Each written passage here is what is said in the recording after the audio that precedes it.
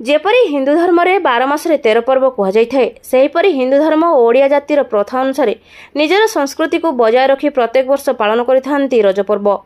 विशेषकर कोरापुट जिला गोटे आदिवासी अधिश्रुत अंचल एवं मुख्य जीविका हेउची चाष।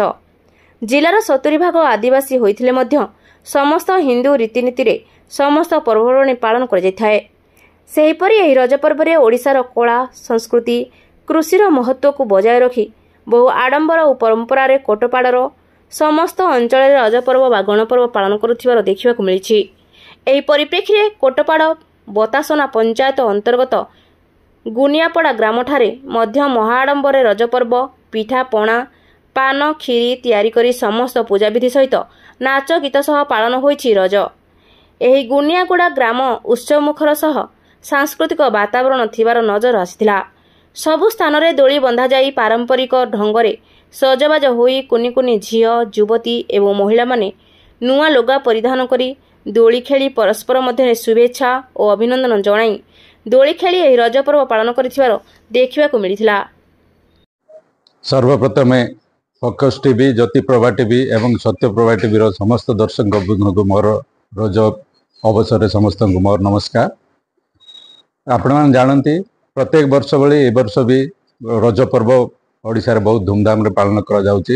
यह गोटे एक नियारा पर्व कहले अत्युक्ति हम ना एवं नारी मानकर सम्मान कहले अत्युक्ति हम ना। खास करी युवती झील मैंने यही रज को बहुत धूमधाम रे पालन करते आम ओडिशा रे एवं यही दिन समस्ते झील निज गोड़े अलता मुंडर बिंदी लगाई दोली खेलिक रज पर्व को बहुत नियारा ढंग से पालन करते।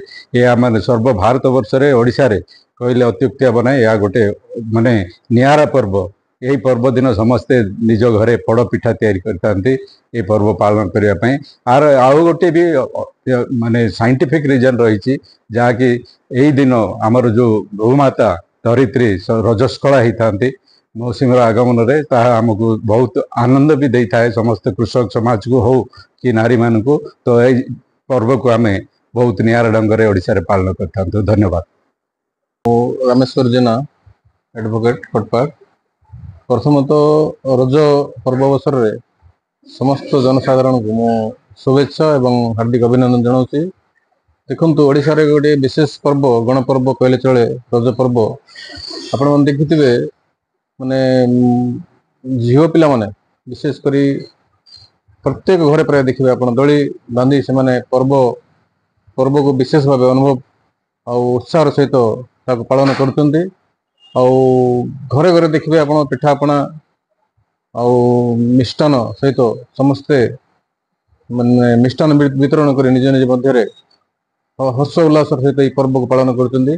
विशेषकर मु देखा पाई गाँ गाँव आमर आदिवासी अधिष्ठित गाँ गाँव कुनि कुनि झील मैंने दली बांधी यही पर्व को हर्ष उल्लास सहित पालन करते। माने यह विशेषकर यही वर्ष मुझे देखुँ विस्मरणीय जेहेतु प्रत्येक एरिया प्रत्येक गाँ गाँव पर्व माने आनंदर सहित हर्ष उल्लास सहित पालन करा समस्त को पुणी थे धन्यवाद एवं अभिनंदन जनाऊँ रज पर्व अवसर में।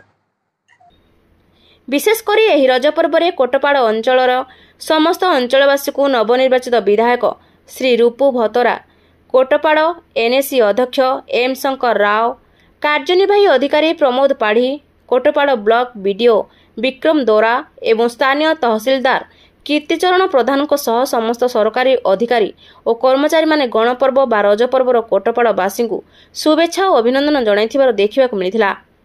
कोटपाड़रू अजय कुमार मिश्र रिपोर्ट ज्योति प्रभा न्यूज।